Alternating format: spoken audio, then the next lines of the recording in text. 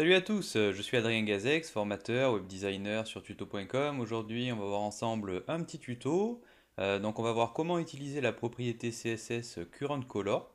Donc, cette propriété CSS est assez méconnue et pourtant elle est quand même assez utile, surtout si on n'utilise pas encore de préprocesseur comme SAS par exemple, où on peut forcément créer des variables.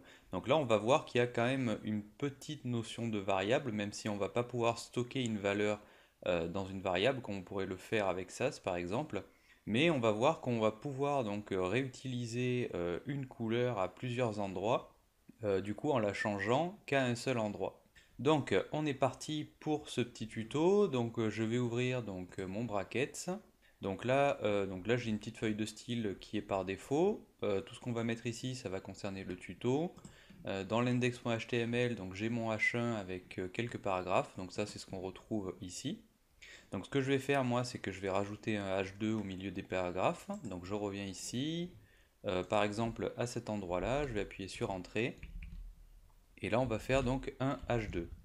Donc là je vais mettre par exemple tutoriel vidéo. Pas d'importance. Je reviens ici, j'actualise.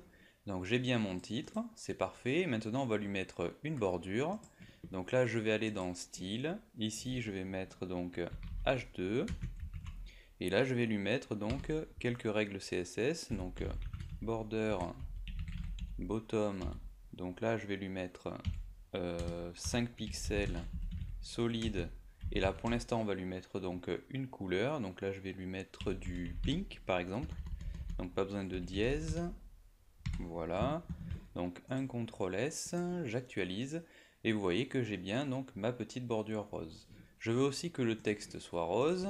Donc ici, je vais lui mettre color pink, CTRL S, j'actualise, et vous voyez que ça fonctionne bien. Donc ça, c'est du CSS classique, j'ai rien changé du tout, et du coup, si mon client me demande, donc je voudrais changer les titres, et forcément la bordure qui va avec dans tout le site, eh bien je vais devoir changer donc la couleur et la bordure. Donc là, c'est un exemple très simple, mais vous allez voir que en utilisant Current Color, ça peut être plus rapide et beaucoup plus facile. Donc comment on va faire ça? Donc ici la color ça va être pink et je vais pouvoir utiliser donc sur les autres attributs CSS le current color. Donc au lieu de pink, ici je vais mettre par exemple current color avec un C majuscule. Donc on voit que ça s'est transformé en violet, il connaît la propriété, je fais un CTRL S, j'actualise et vous voyez ici que ça fonctionne toujours. Pourquoi? Parce qu'il a pris donc pour la bordure la couleur du parent, c'est-à-dire donc enfin, le parent, donc là c'est H2. Donc si par exemple la couleur pink était sur mon dièse page, donc là ce que je vais faire, c'est que je vais faire un dièse page et là je vais mettre un color pink. Donc ici on va pas mettre de H2, voilà, comme ceci. Donc là, je vais actualiser. Et vous voyez que tout est rose, donc à part les liens.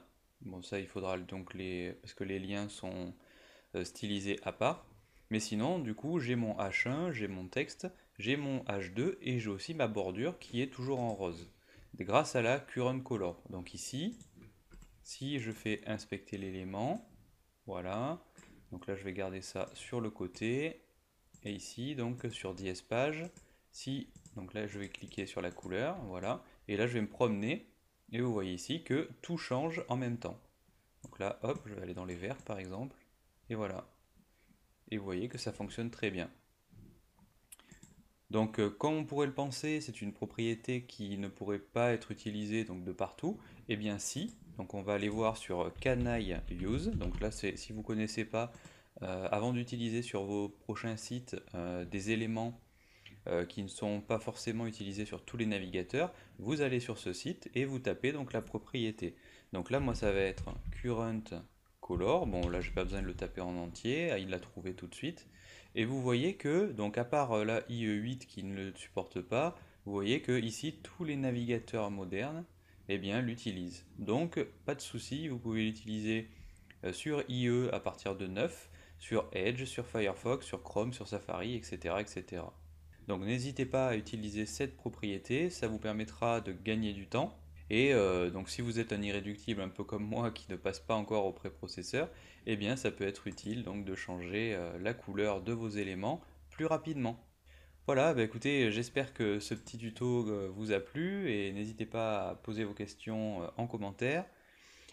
Si vous avez d'autres idées de tutos, jQuery, CSS, WordPress, Photoshop, n'hésitez pas à me demander donc ce que vous voulez. Ça peut m'aider donc à faire des nouveaux tutos. Je vous dis à bientôt pour de prochaines vidéos.